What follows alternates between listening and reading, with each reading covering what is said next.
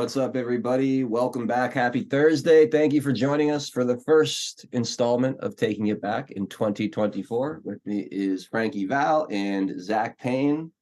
How's the new year treating you guys so far? Hey, it's been all right.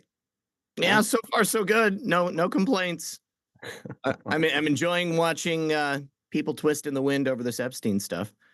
And it's interesting that basically Trump was vindicated. Like, I mean, there's nothing in there to indicate that he ever did anything untowards. There never has been. But of course, the left has been insinuating this for years, just knowing this is coming out. Donnie's in the list, Trump's going to be on that document.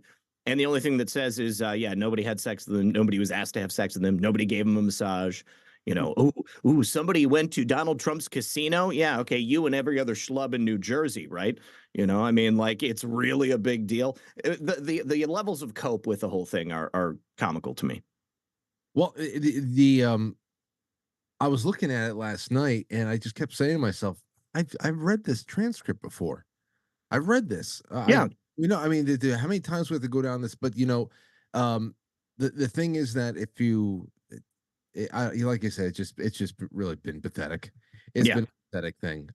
I saw this one, the bargaining that some of these like shit lib chicks on Twitter go through in the lead up to this, saying, okay, can we make a deal if Bill Clinton went someplace and he abused people and committed crimes, he should go to prison. And if Donald Trump does the same thing, he should go to prison too, right? Deal. and what is that all? First of all, I said, well, that's hilarious because how many times do we have to go over this? That Trump, whether you like him or not, he had nothing to do with any of this stuff.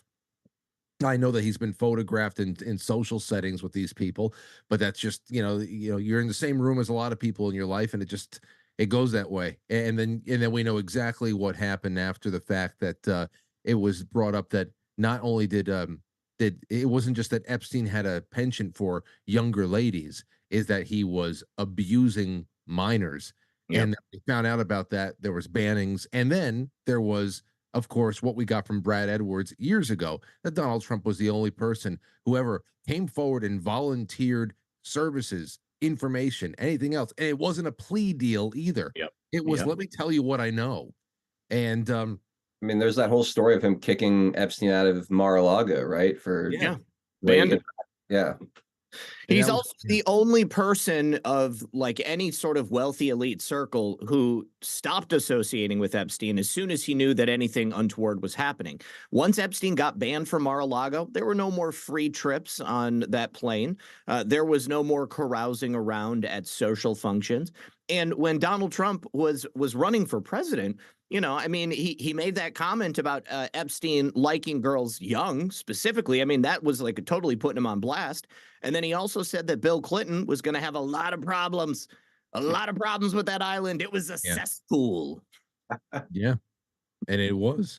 It was. You know what this has really just turned into? I have Jason Burmis coming on the show tonight. I'm just going to let him rant and rave, because I think the bigger thing to talk about is, and I knew that the bigger thing that to be talked about was what is going to be missing. Oh yeah, of course. I saw this. What'd you guys see? Like 70 or so names. A lot of them I'm unfamiliar with, so I guess there's going to be some digging going on. I know some of the names on that that have been unredacted are either victims or lawyers or other people involved in the doctors. Yeah. Every name on this that has been revealed on this is not an abuser. So, but other than that, it's I don't know. It's just it's been a moment. It's been a time of review for a lot of people. A big moment to review what we already know, and it's a lot. And then, of course, you see the gaslighting. Did you guys read any of the stuff from like MSNBC? I was going to open up with this tonight. The MSNBC, they put this opinion piece out earlier on today. Why it won't matter that the Jeffrey Epstein client list is bound to be a letdown. Epstein was a true monster, but conspiracy theorists are not always interested in the actual facts of his many real crimes. So the entire thing is, of course, isolation, because that's the other thing. Everything happens in a vacuum. Epstein has nothing to do with Nexium. Nexium has nothing to do with the Dutroux case, or Finders, or Franklin, or McMartin School. They're all just very horrible things that happened in a vacuum. There are no dots to be connected. It's just incredible. It's incredible, the suppressive fire that's laid down constantly when the shit comes to the surface. Well, and Bill Clinton is like clearly the most prominently featured person in these documents. I think he's mentioned more than anybody else. So that goes to show you that the relationship between Bill Clinton and Jeffrey Epstein, as we have long suspected and as we've known, I mean, he may have denied it, but the evidence was there. It was clear. The writing was on the wall. Bill Clinton has been associated with Jeffrey Epstein since at least his first administration. And he continued to hang out with him in the same way that Prince Andrew did. I mean, Bill Gates, he continued to do business with him. Now, I think it's worth saying that the people who were in Epstein's orbit likely there was blackmail material on them, but that doesn't mean that they weren't worth blackmailing, right? I mean, they probably were able to be blackmailed because they were also willing to debase themselves and to abuse children and to be put into a situation where they could be filmed doing terrible things. I have yet to see someone who was blackmailed by Epstein who, says, hey, I was set up, even though I think it's a possibility they might exist. But I was not surprised by the stuff that we saw. I mean, it was exactly what I thought it was going to be. I was constantly tempering expectations in the week up to it, because there was a lot of people who were like, oh, we're going to get hundreds of names of pedophiles and it's going to be a revelation. But if you've been following this case, I mean, you've already seen those documents. You're right, Frank. I mean, like we've read the transcripts. And if you haven't read the transcripts, great. I'm glad you're here to catch up. But I mean, we could read between the lines on a lot of this stuff. I mean, the one name that I am aware of that hasn't been unsealed yet is somebody who we don't really have any other identifying information on. But a victim was asked about who she was forced to sleep with, and it was a name that was mentioned in the same breath. Oh gosh, I don't have the information up in front of me right now, but it was just some name. We don't know who it was. There's no identifying information that goes along with it. I know of 2 Jane Does who don't want their names out. And then I know this other name that I'm assuming is somebody who would be considered a co-conspirator or something like that. But they must be fairly powerful if after all these years they've been able to keep their name off of there, when Bill Clinton and Ehud Barak and all these other people that have already been mentioned are clearly in it. Mm. No, I think there's two things that they're trying to keep people disconnected from, and you mentioned one of them already, and that's the blackmail operation piece of this. They're trying to make it seem like these are some monsters doing some bad things, but I don't think the mainstream is going to get into how this whole how these rat lines work to influence politicians and world leaders and things like that. I think that's a huge piece of it. Oh, yeah. I think people really start to understand that it adds a whole nother layer of disgust and distrust to a lot of the institutions and systems that run our society. And then the other aspect of this is like the ritualistic nature of it. What was really happening in that temple. You talk about like satanic ritual abuse and things like that. A lot of this stuff that was alluded to in the Q drops, and I think that aspect of it too probably hopefully gets exposed later on down the line. But I think when you talk about the mainstream media and the way they're covering this or really not covering it, they really are trying to keep it in a vacuum and make sure those deeper concepts stay on the sideline. Yeah, I often wonder how something like that would bubble to the surface, if it ever does, and if there are any circumstances, what those circumstances would be, where it suddenly becomes an undeniable public fact, where there is no way to spin it anymore, and everybody has to confront the very same thing. Where there's no respite for scoundrels who can say, oh, that was a deep fake, or that was something else, or where I would love to know what those conditions are, other than some kind of a biblical revelation. But I would say that yeah, to just completely surrender the expectation or the hope that that kind of a thing is going to come from the media is hilarious, especially social media. All the, like I said, like those shit lib DNC shill pundits that are on Twitter and stuff. I saw this one woman say, like I said before, it was like, they start the weird bargaining thing where you can tell everything that is being done during the time that this is relevant is being set up in a purely shallow political way. So, for example, they'll say, if Bill Clinton flew with Epstein and committed crimes, was found guilty, and should spend the rest of his days in jail. But if Trump did, he should do it too. Can everybody agree on that? That is this kind of discourse that you see a lot is born from the hope, the hope that this will be able to serve a temporary, right now, political dream. And the other thing there too is, again, you can see if the old rapist that they all generally like, Bill Clinton, that they no longer have any use for, committed crimes. Sure, take Bill. Yeah. He should definitely go to jail. It's very principled of them, right? To say Bill Clinton should go to jail now that he's old and useless. Just as long as they can hold the hope alive that this is going to be one of those reciprocal, principled things. They always want to hold somebody else to their principles. When they'll flush anybody that they can to be able to get what they want right now. So I don't know. I think everywhere you see this being debated in the mainstream just goes to show that you're not going to get any accountability from them, and it could only ever be covered from a contemporary political agenda standpoint. Yeah, the coverage that I've seen from the mainstream, basically minimizing any aspect that Clinton might have to do with it, overemphasizing the fact that Trump's name is in there at all. Yeah. And I'll tell you the circumstances under which I think that what you were talking about might actually take place, Adel. Unfortunately, that is the most conspiratorial aspect of this whole thing. It's the easiest to write off, the easiest for them to ignore. Because if anybody does bring it up, they automatically say, oh, Hillary Clinton running children in the Comet Pizza basement, sacrificing chickens and such. They'll just make fun of it, and they'll be able to write it off, laugh and point. But the only way that would be revealed, because it's not going to come out from the mainstream media, we've obviously talked about it, but for it to be revealed in a way that would have any sort of impact, I think that the only way that that's going to happen is with a complete reformation of the Federal Bureau of Investigation, because they're the ones who have the video surveillance evidence from Epstein's various properties. From what I understand, it was reported initially that both Palm Beach and New York had video surveillance DVDs with the names of dignitaries and world leaders on it. Those were seized by the FBI.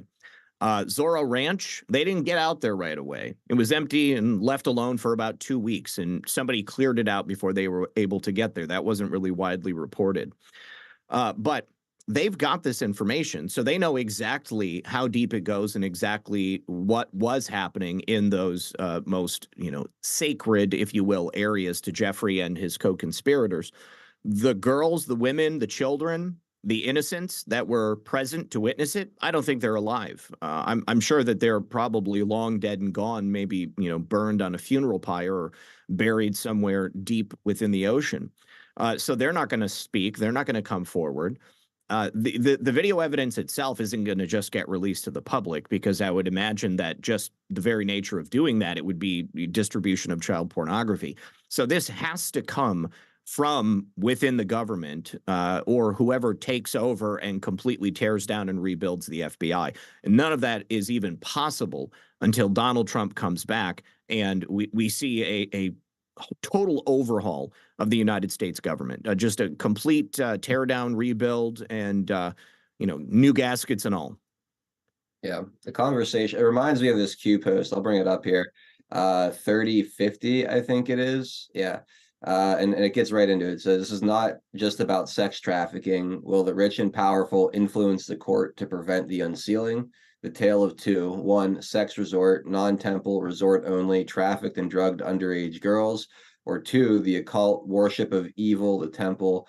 This is class 1 through 99, Haiti, pray for the victims. So, I mean, Q had been alluding to the fact that this was going to be one of the battles going on around this time of how can they throw a containment net around this to make it simply one thing, or will the whole cover be blown off this altogether, and people really get to see how sick and twisted these people are. So Yeah, just don't hold your breath until something changes in the government, I guess.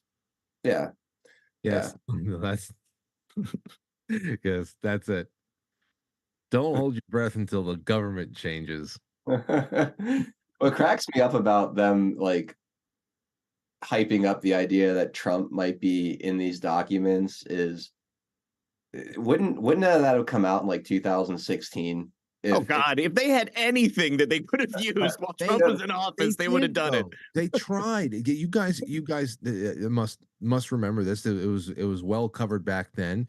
But when we really started figuring out what was going on with Glenn Simpson at Fusion GPS and what they were really paid to do out there, one of the main things that they did before really doubling and tripling down on Russian ties, they wanted to find a salacious, very, very grabby and hard connected line between Trump and Epstein. They wanted Epstein to be a central figure in the original dossier that they're putting together. They could not find one outside of loose, social gatherings and connections, being in the same room, taking a picture here, being in frame of a picture there. They couldn't find anything. Listen, that's where the money was being put to first. Could not do it. So there's that. I mean, the anything outside of that is I don't know. That just ridiculous. But listen, this is what the Maxwell trial was really all about too. They had to get her piece off the chessboard in some way. I still not convinced that she's actually even in jail. But you know, what was her trial all about? The main thing that the public got from a trial, the Maxwell trial, which should have been the trial of the last 2 centuries. Okay. But the entire fix was in. They needed to get her in and out of that courtroom as fast as possible. They used a new a COVID variant outbreak to speed up the trial here in New York. She got in and out, and what everybody did get was a volley of reports that Trump's name was in these transcripts. Okay. So they got in and out, a little bit of justice served. No real damage was done to the actual system that incubated Maxwell, because she was most likely Epstein's handler. And then what we got? We just got Trump's name thrown around into the mud. That's how they manage these things. Yeah. It's the Maxwell thing was ridiculous. And you had the whole thing with the judge right before the trial getting, like, didn't she get appointed for like a higher court or something like that by Chuck Schumer? Like right before the trial, wasn't there something like that happened? There was a promotion in line. I remember them. Yeah. I remember the article about it. There was definitely a promotion in line. And then it was like a trans Obama appointee that ended up overseeing the rest of it. Yeah, so the fix was definitely in. Some other names that popped up, obviously Prince Andrew, Michael Jackson, Tom Pritzker, Glenn Dub, David Copperfield, the musician. There was a handful of interesting other names. Was there anything else that stuck out to you guys? I know Michael Jackson. Yeah. Well, okay, so this Michael Jackson thing is it's funny because the press is also latched up, like that's a headline. It's not really a headline. Somebody saw him visit Epstein once at the Palm Beach location. Now, again, you know, Jeffrey Epstein, very wealthy. He was in the business of making relationships. If there was an ongoing series of visits that Michael Jackson had made to Epstein Island, or not even just to the island, but just to the Palm Beach location, or if he was, frequenting all of the locations, He wasn't seen with a woman. He wasn't given a massage. I mean, it was literally like he was just there, like looking around. And there's no year that's even given. So we don't know. The only reason that they're putting Michael Jackson in a headline is because of the salacious rumors that have been, persisting about him for years. And I actually, somebody got mad at me in the chat last night because undoubtedly, something was wrong with Michael Jackson. I believe that he had some form of mental illness in that, like, his personality was stunted in a way. Like, he never really grew up. He didn't have the opportunity to grow up. He was horribly abused by his father. And I mean, and wanting to have sleepovers with kids, absolutely inappropriate. Like, it curls curls my toenails to think about it. But I also think that Michael Jackson was kind of like a Lenny kind of figure, of Mice and Men. Like, he's just like this, like, sweet simpleton who doesn't understand how inappropriate his behavior was, and he was an easy target. He had billions of dollars, and every single claim that was made against him never bore out. I mean, he was never he was accused, but he was never convicted. And people definitely saw him as a mark, and they knew that they could get a payday. So just I really want to believe in the way our system is supposed to work. Innocent until proven guilty. He hasn't been convicted of abusing children, and so I don't think it's responsible to say Michael Jackson is a pedophile, because we don't know. I mean, it's like, you may have your suspicions, and that's totally legitimate. But I just think that, in the same way, if we start allowing people to just be accused of something without having it, like, borne out in a court of law, then that's not justice. That's mob rule. Okay. And when we start allowing it to happen to others that are not us, then we open ourselves to having it done as well. And what have we seen happen to Donald Trump since the moment he walked down that escalator? It's been the exact same thing. Rumor and innuendo, just repeated often enough so that people start to believe it. And it's completely unfair. I don't think that anyone should be able to be treated that way. Nobody should have to endure that. And Michael Jackson's dead. I mean, like, so, like, But what's they're the still big trying to deal? rob the grave, though. Yeah, yeah. And that's the whole He's thing. low hanging fruit. I'm with you. I'm with you on that one. And when I really said, oh my God, I really do. I think that Michael Jackson, yes, he went through the Hollywood meat grinder at a very young age, and then it left him rather odd, no doubt about it, distrusting and stunted in many ways, socially especially. But the one thing that who did a really wonderful, I put this on my network a couple of times, but there's a 3-part video breakdown that Razor Fist did in defense of Michael Jackson. I think everybody should watch. It's 100% right. He's never been convicted. There was never any real evidence.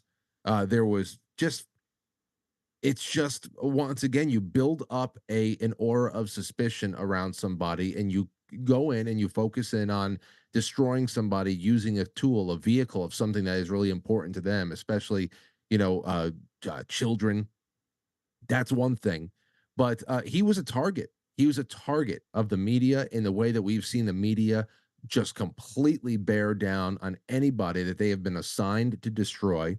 Yes. Target of the industry, and almost every accuser recanted what they said and actually ended up regretting it. Of course, Yep.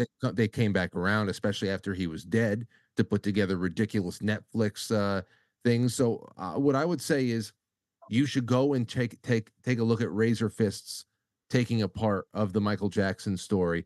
It's really incredible. Nobody does it better than Razor Fist on that respect. But I'm with you, Zach, on that one. I really am. Yeah, I mean, I want nothing more than all pedophiles and child abusers to be put through the ringer.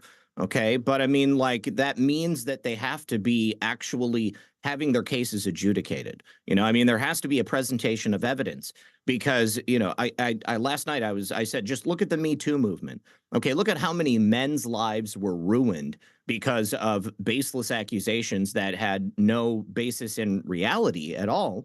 But people just said, believe all women, you know? I mean, so I know that it happens. And so I my say point, take a look at it. That all I would say, yeah, because somebody just left in a huff right now in the chat room. I'd say, who the hell am I? Am I the arbiter of all things true in the universe? I'm saying that we know what the media is telling us collectively. We know what Netflix is telling us collectively yeah, about one person. Go and take a look at what independent media has done to work on the Michael Jackson story, just to be able to consider it. Because I mean, how many other much bigger things have turned out to be not the way that we all seemed? Okay, just remember what we said before. They like to use our principles against us to kind of right. hamstring us in places. They Yep. know that we do that. They know that we stand up for the welfare of children. They know that we'd go to war to protect children. So Yep. why wouldn't they use that against us in some ways to turn us against people who actually had a story to tell or pose some kind of threat to the system? Well, and this is the look. other thing. Look at who the media has attacked and look at who they've protected. Okay, like how often have you truly seen them go after people who were, you know, actually guilty of heinous things? Michael Jackson, you know, again, I don't know if he was guilty of anything. All right, and so my point is simply we have to take this, we have to take everything with a grain of salt and understand that there may be other motivations behind that. You know, I mean, like they protected Harvey Weinstein for years. That guy was a predator. All right. There's no way around it. Not only And protected him, Zach, but celebrated him. yes, yes, he was a god in Hollywood. You know, and I'm sorry, Bubba Ganoush. He's the one who was upset at me last night for not, you know, saying Michael Jackson's a pedophile and he should have been killed. Yeah. No, I totally agree, Zach, that It's a stupid thing for us to be divided about, you know? I mean, like, all I'm talking about is just like the most basic presentation of evidence and ensuring that we don't give way to mob justice. yeah, no, 100%. I may Did you have to play. I may have to play all three of those videos in the after hours on tonight's network. Now, I may have to do that again. the Razor Fist ones? Yeah, Yeah. I might have to just go put them into rotation, and as soon as I get off, I'll just play them on Pilled and quite frankly .tv. They're too good. Now they're about half hour of video, so you're there watching about 90 minutes of every court, every accusation, every documentary getting picked apart meticulously. They do it in rant style, or is it? I Is it mean, well, he gets into some ranty grooves there, but I mean, he's presenting very, very well sourced material, and then you just have to wonder for yourself. I mean, what the hell does the world get destroyed if you dare to think outside the box and wonder how something might have been a little bit different than it was presented? I don't know. Yeah, you know, and I've seen, you know, Michael Jackson, as I said, undoubtedly he was a weird dude, Yeah. right? You know, I mean, like he had some demons, he had some strange stuff going on inside his head, and society frequently likes to single out the people who are the most outside of the pack, right? The ones who really do not conform to the way that they're supposed to be, and you know, in the same way that, you know, Prince was very valuable to Warner Brothers after he died. Think about how valuable Michael Jackson's catalog was to his record label Well, after. especially after he bought the Beatles. Yes, Yeah. especially after he bought the Beatles. I mean, it's just huge. Yeah. We're talking about, you say people picking the bones of the dead. I mean, Michael Jackson's corpse was elephant. A lot of meat on that bones, and they're still coming. They're still coming for the estate. Absolutely. Did you guys see this video going back to Epstein? Megyn Kelly has flying around right now. Someone tagged me. Shout out to my good buddy Brian out there. He tagged me in this. Take a listen. Let me make sure I'm sharing my sound. Here we go.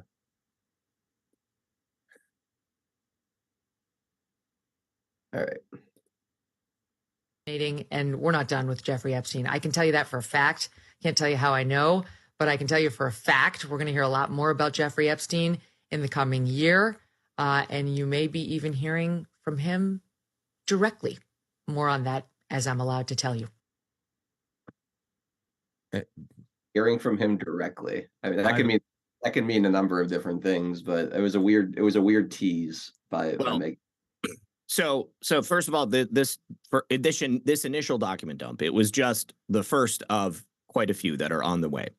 So there are definitely hundreds and hundreds of more pages. Secondly, Steve Bannon has an unreleased documentary that he made with Jeffrey Epstein, where he sat down with him for several days at least. And there's a trailer that's out there for it.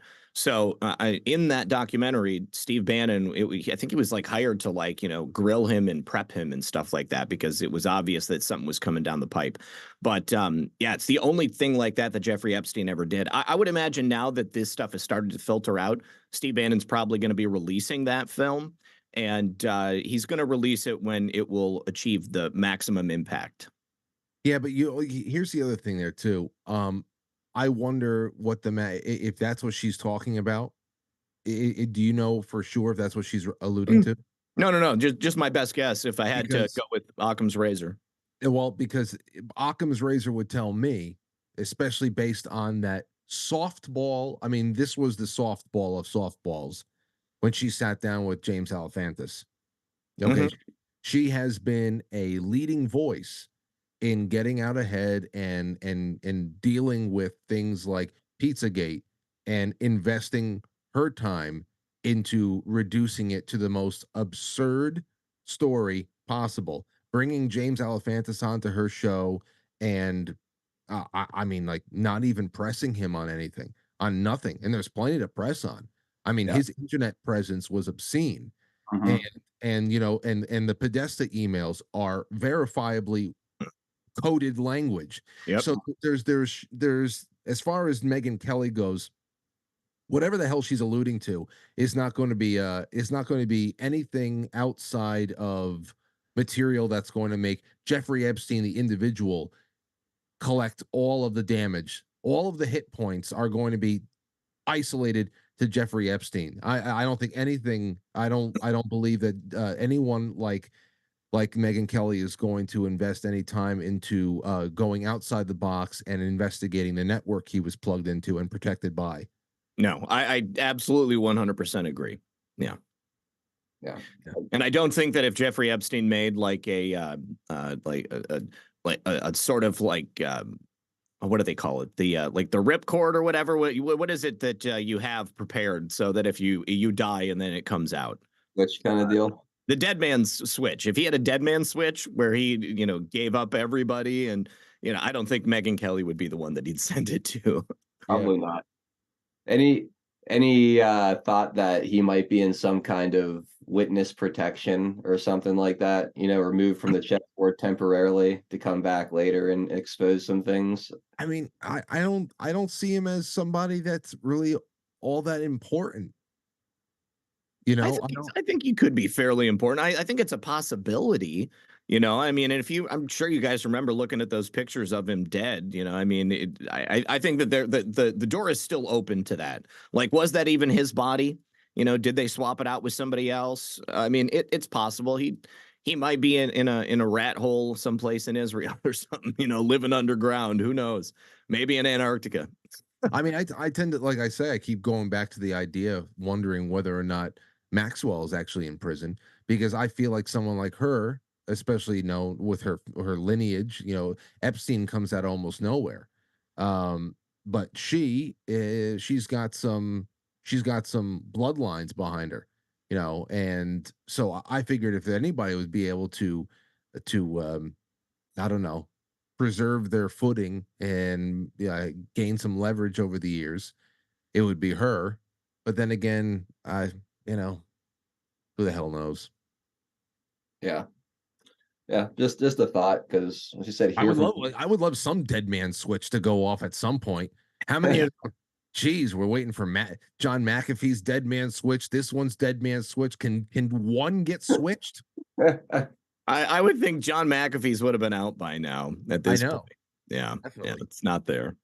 Apparently, his body's still in France. Wow, is it? He's on ice? Last I heard, and at that point he had already been dead well over a year or so, is that his wife still didn't even have possession of his body. Wow. That's crazy. I had no idea. I don't know. All right.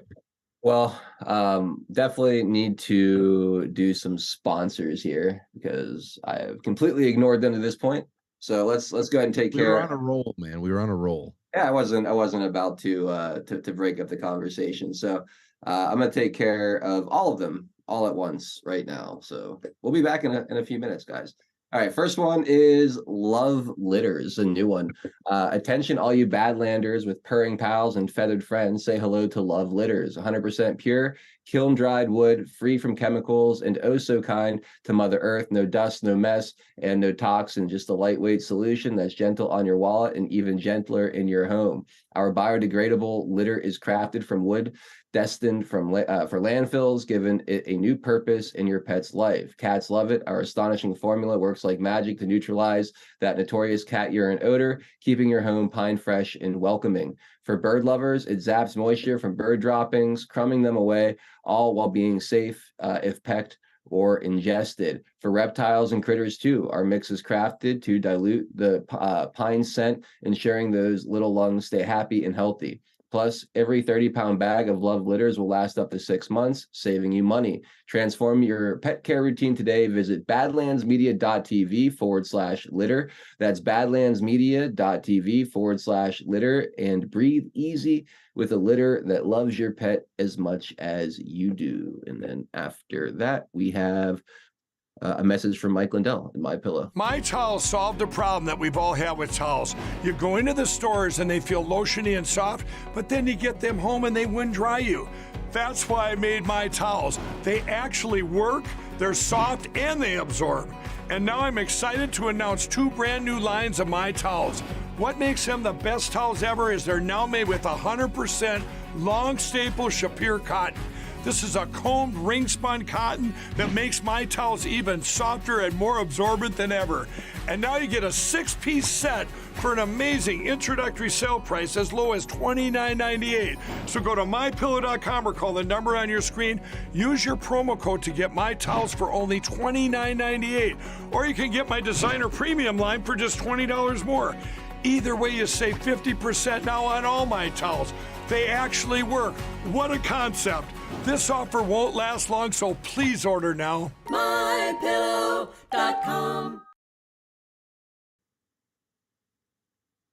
All right, and then we have the Wellness Company. Are you prepared for the unexpected? In a world where chaos seems to lurk around every corner, being prepared is no longer a choice, it's a necessity. That's where the Wellness Company comes in. Imagine having the peace of mind that you're equipped to handle any medical crisis, from tick bites to the latest pandemic. The Wellness Company's medical emergency kit is your lifeline, packed with essential medications like ivermectin, emergency antibiotics, antivirals, and more. This kit is your ultimate preparedness solution. The Wellness Company's team of renowned medical professionals, including Dr. Peter McCullough, Dr. James Thorpe, Dr. Harvey Risch, Dr. Drew Pinsky, and more truth-seeking doctors have designed a kit that sets the gold standard for safety and prevention.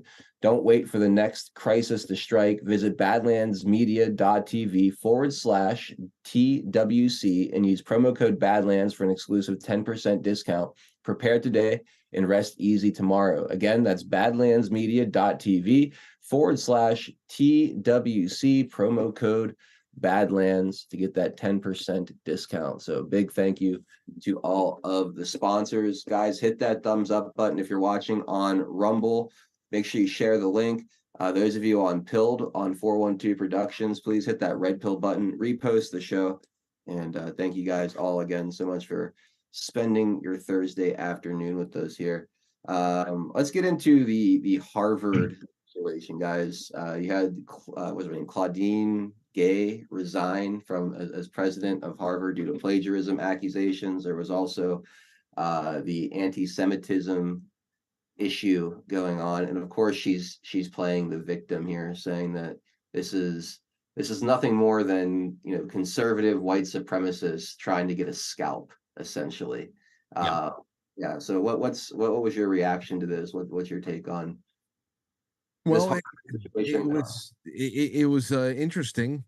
It was first of all, it's very as we all should just recognize here. If it weren't for Harvard being on the wrong side of the Israel Palestine situation, then this wouldn't have happened, and she would have just been on her merry way, appropriating other people's work and being praised for it. Because apparently, this is a very big thing that people tend to do.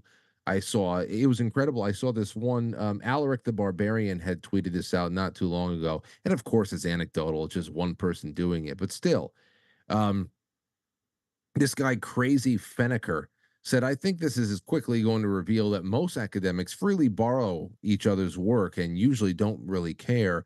Literally, tens of thousands of professors and school administrators could lose their jobs if hers is the new standards of what gets you fired. Can we just all just settle on one thing here? Plagiarism is a crime. Mm-hmm. Crime. You're talking about the theft of intellectual property. It's a crime. Now, you may not go to jail for it. It is always ethically wrong. But there's no reason why we should ever look at this in any other way, shape, or form to say that, oh, Republicans are weaponizing plagiarism just because Democrats, liberals, especially in places like Harvard, have run out of ways to protect people who just appropriate other people's intellectual property and can't defend it anymore because it's become too public an issue. Because that, I mean, if she weren't before Congress talking about free speech issues on her campus, then nobody would know, and everything would be hunky dory. But the fact that they're trying to make less of a crime because their people just love doing it so much, and they're immune to responsibility is incredible. So it's tremendously dishonest. It's an intellectual travesty because her entire career, her position at Harvard, her degrees, they're all based upon her supposed original ideas. And she's out there teaching students at Harvard. Okay. She gets to keep her job as a teacher, making nearly $1 million a year, even though she's no longer going to be president. And what kind of an example is she setting? You know, I mean, between her and the mainstream media whitewashing the idea of plagiarizing, suggesting that it's simply a tool for the right to take people down. Do you guys remember when Melania Trump's speechwriter had her give a speech or write some passage that had something in common with, I believe, something Michelle Obama had said previously? The left immediately attacked and called her a plagiarist, and they ate it up. You know, so I mean, it's just another example of rules for thee, but not for me. They want the ability to be completely fake, to hold people up with these completely unrealistic and out of reality standards, to suggest that this woman, Claudine Gay, is some sort of intellectual giant, and her writings up until this point were brilliant, is completely ridiculous. I mean, I don't think she's got a single original idea in her catalog of work. And if she wasn't a person of color, if she wasn't, I don't know if she's gay or not, but she's got short hair. She looks like she could be a lesbian, perhaps. But if she wasn't someone with a special status, then they would absolutely treat her in the way that she should. This should be universal across the board. I don't care what the color of your skin is. I don't care who you sleep with. I don't care, where you come from or who you're voting for. If you're a plagiarist, then it used to be in this country that you would be called out for it and your career would be over. But she's being rewarded and she's being covered up for by the mainstream media. Yeah, not even losing her the salary. Just been just going to be working in a diminished role as an educator there for undergraduates, but keeping a nearly $1 million salary, and that's it. She won. She totally won because she got rid of half of her responsibilities. Nobody's going to call her in to testify anymore. She's not going to have to go on the news. She could probably just phone it in. Yeah, no, absolutely. I want to play a little of this clip. I mean, it's exactly what you'd expect, but this is on Morning Joe. Just listen to the way they talk about this. It's a lot of what you guys already kind of said, but it's still stunning to me to hear the way that they spin this whole thing to blame the right over what Claudine Gay did. The thing that really disturbs me is the unrelenting campaign from the right and from some conservative activists to slander, discredit, and ultimately, I guess, somebody used the phrase, we've claimed a scalp, I think, on social media, to essentially unseat Gay and other presidents as well. Which would not be a problem. When they don't like. Which would not be an issue. Which would not. You think that with all of the people, especially with the country club that a place like Harvard is, do you think that slander from a right-wing activist is going to unseat a token president of theirs? No. The thing is, she was committing crimes. She was at the very least riddled with unethical behavior that could not be dealt with effectively anymore, and they tried to mitigate the damage by having a resignation there. But to say that the right wing in America, which is some overwhelming force that nobody can deal with, is slandering somebody, slander is a crime. Okay, well, if the right wing committed a crime in attacking her, then why the hell would she resign? Just countersue and prove them wrong. That's such a good point, Frank. It's like they said just so many lies about me. I couldn't take it anymore, so I had to resign. Nothing they said was true, but you know what? It's just better that I step away from all this stuff because I don't want to bring any bad attention to our completely liberal campus and our liberal. I mean that's just it. Why does anybody go to Harvard anymore unless they truly just want to be able to climb the ladder in left wing, that societal hierarchy? That's really just I don't know, but it's all nonsense. This is how they perform after the fact. Yeah, it's wild to me. But it's as you would expect how the mainstream would cover something like this. No accountability for anyone aligned with their political goals. It's just always the conservatives' fault. It's always the white supremacists. That's always the problem. That's always the threat. It gets very tired.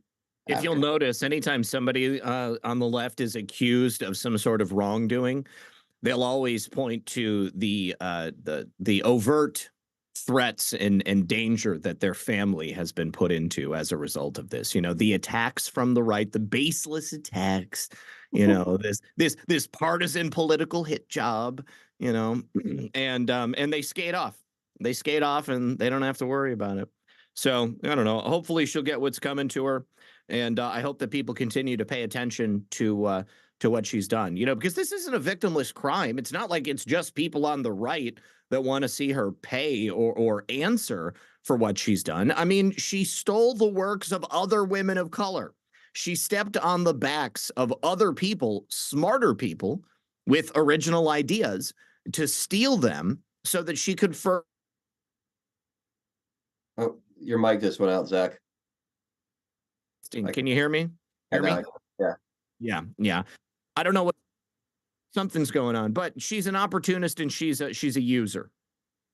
Yeah, I mean, I've had friends that have failed high school classes and had to retake them over plagiarizing, and I had a buddy that was literally kicked out of college for plagiarizing on a paper. I think in my sophomore year it was in one of my classes. So it's like, why should she get special treatment as president of Harvard or whatever she was doing? I mean, anybody else who does something like this that doesn't have like that status would be immediately removed from their position or punished. Eleanor in the chat room just made a great point with her super chat, said that she's a professor and she would like to know how many students had been penalized and reprimanded by people like Claudine Gay in the past for stuff like that. But again, really, what is this? It's really just about. It's not even about this individual person or whether it's of national importance to preserve or to restore the prestigious nature of Harvard.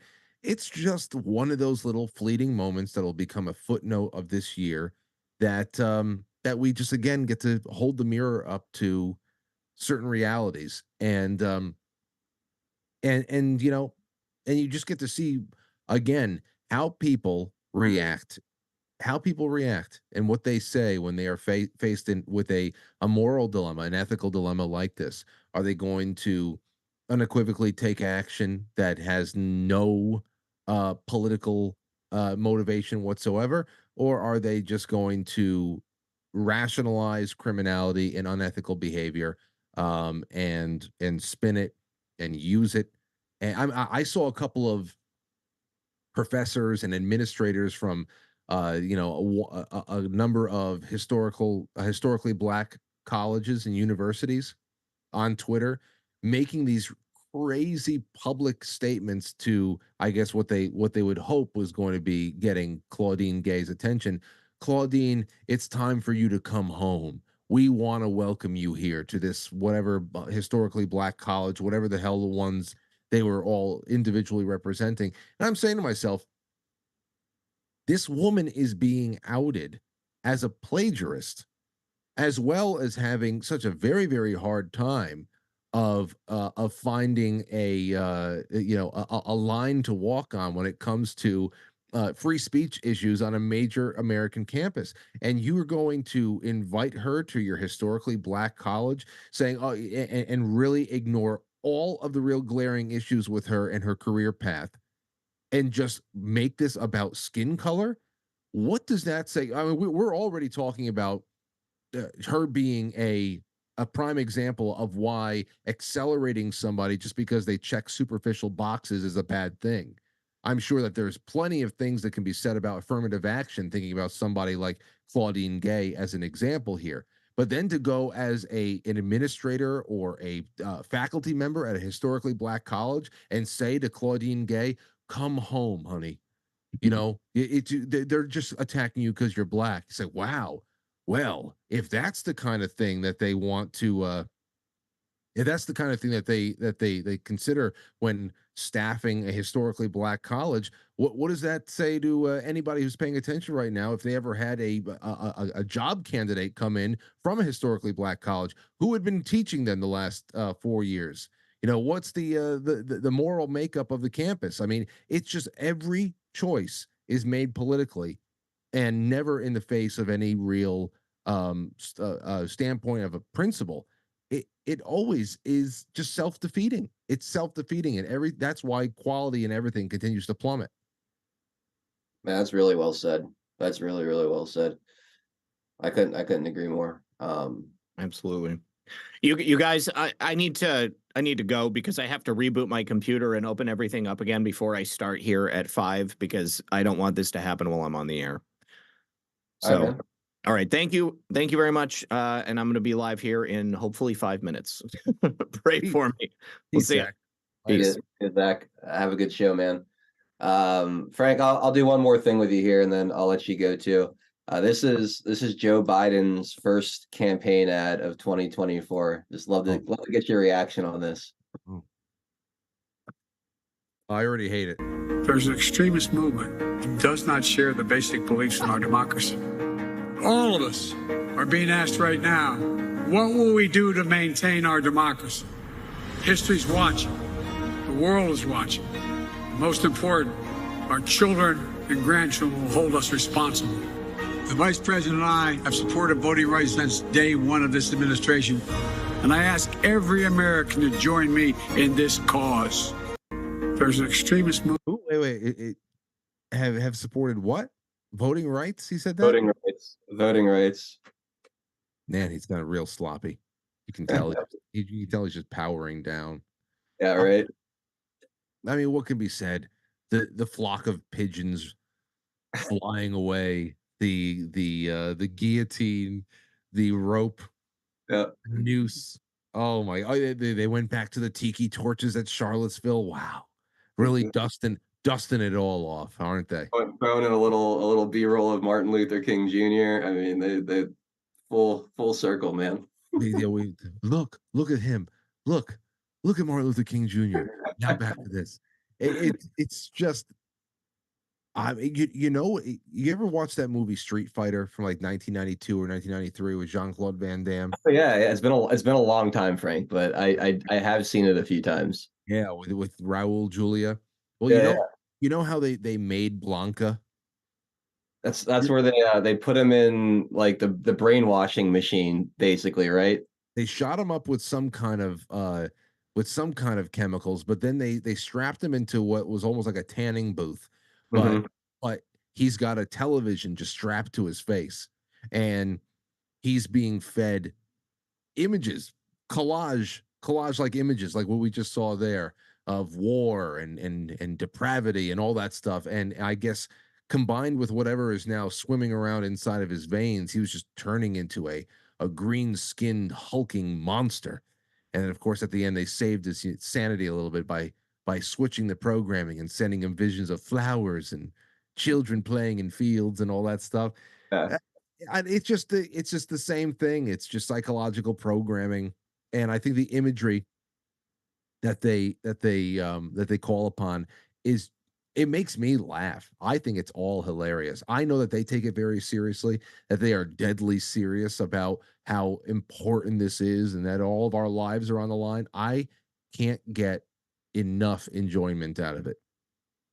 Well, you're in luck because there was an internal memo with the Biden campaign about how their entire campaign was going to be based on that, basically, how Trump is a threat to democracy and that they're not going to be talking about the economy or anything else for the most part. It's going to be Trump is Hitler. That is going to be the Biden-Harris 2024 campaign slogan is threat to our democracy. Trump is Hitler.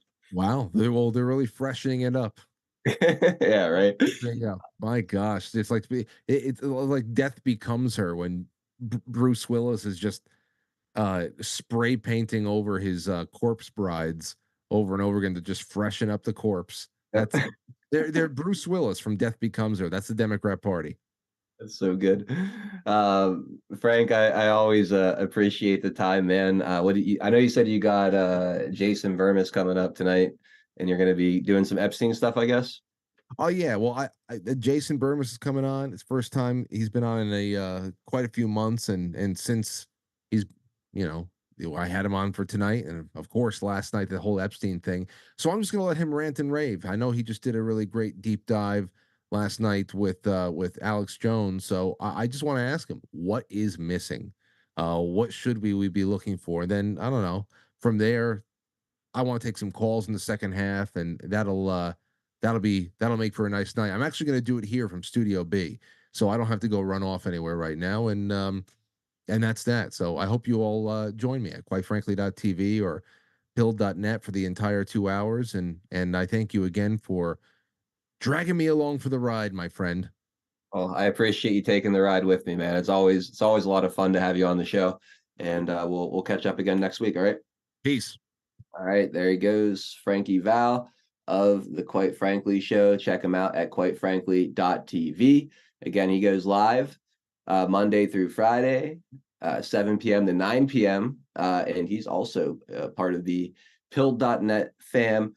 The second half of his show is available exclusively on pilled.net. So those of you that have not gotten over there, have not checked it out, have not gotten situated on Pilled, I recommend you do so. It's a great platform with a lot of great features, and it's the only one that's truly free speech when it comes to live streaming without any hate speech rules in the terms of service or any of that nonsense. It's pretty straightforward. So guys, go check out Quite Frankly on pilled.net. Also, Red Pill 78, redpill78news.com. Zach just went live across all of his platforms. So he'll be hanging out with you guys for a while here after I say goodbye. If you want to go check him out. My name is Adel Nero. My channel is 412 Productions. We're on Rumble, DLive, Odyssey, CloudHub, and of course Pilled.net. Just type in 412 Productions, will pop right up.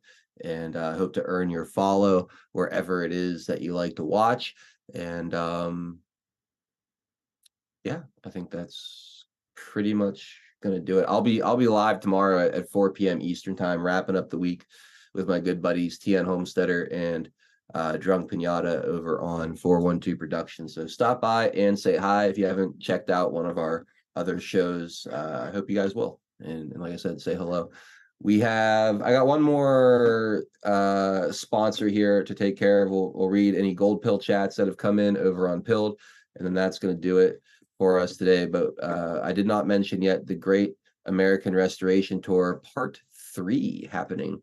So let's see what's going on here. So Badlands Media is thrilled to announce that we're bringing the excitement and passion for making America great again to Irvine, California, with the third stop on the Great American Restoration Tour. January 11th to the 14th, the Great American Restoration Tour 3 is landing in the vibrant city of Irvine, ready to kick off 2024 with an event that promises to be both enlightening and exhilarating.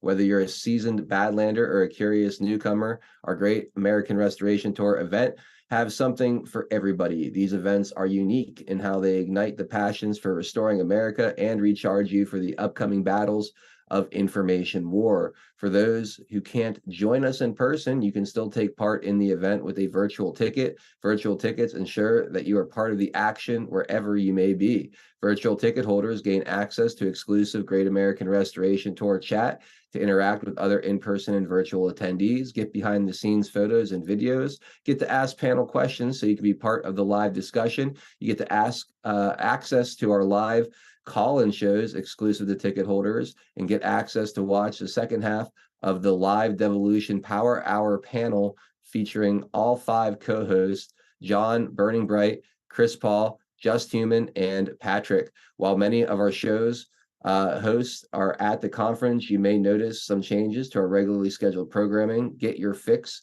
of Badlands Media by purchasing your virtual ticket today. And if you can't watch live, don't fret. Replays of the entire event will be available to all ticket holders. Don't miss out on the laughs and enlightening conversation. Visit badlandsmedia.tv/events for specifics on both attending in person or virtually. One more time, that's badlandsmedia.tv/events. So there you go, Irvine, California. Funny to have the Great American Restoration Tour in Kami, California, but I guess that's what you call a MAGA invasion, right? Very cool. So hopefully you guys will go check that out. Yeah, thank you all again for hanging out. Let me see what we got over here with our donations in the comfy bunker. Before the show even started, Floyd was so kind to drop a ship, says make sure you weigh anchor. Floyd, that was really cool. I really appreciate it, man. Thank you for the ship. Boys Blanc with the cookie. Braves Piano says happy Thursday, 412 fam.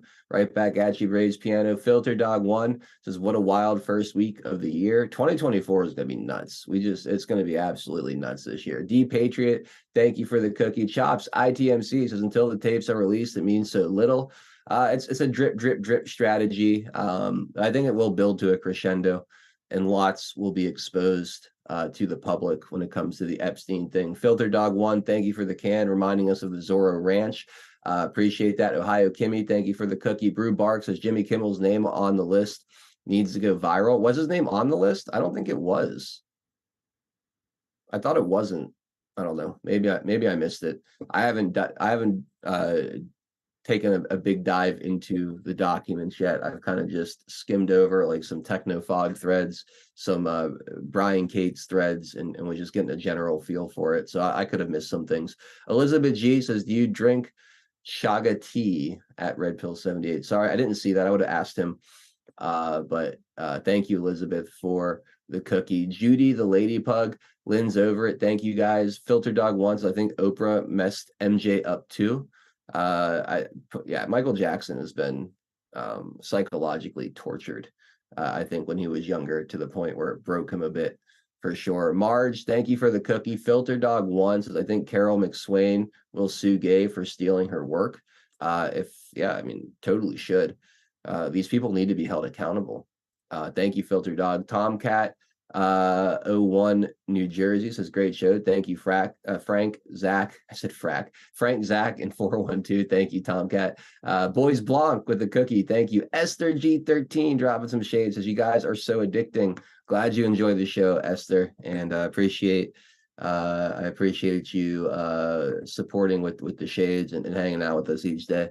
I see you out there. Due Diligence, thank you for the cans. So cheers to another great show. Thank you, Floyd, again for all the support today. The ship was very kind, and appreciate the can as well. Love it. Says Trump should have Martin Luther King with his mugshot next to his.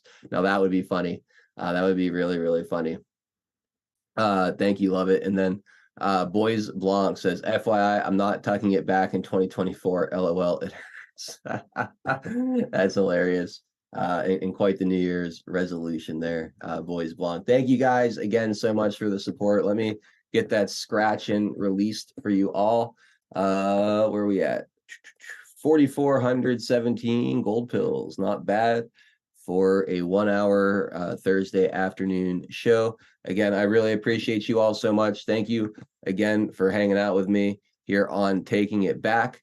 For Frankie Val of QuiteFrankly.tv, Zach Payne of RedPill78News.com. My name is Adel Nero. Again, this has been Taking It Back, a 412 production syndicated by our very good friends over on Badlands Media. I hope you guys all have an absolutely wonderful rest of your Thursday. I hope to catch you guys at 4 o'clock tomorrow as we wrap up the week on 412 Productions with another installment of Deplorable Discussions. Have a great night, everybody. We'll see you on the next one.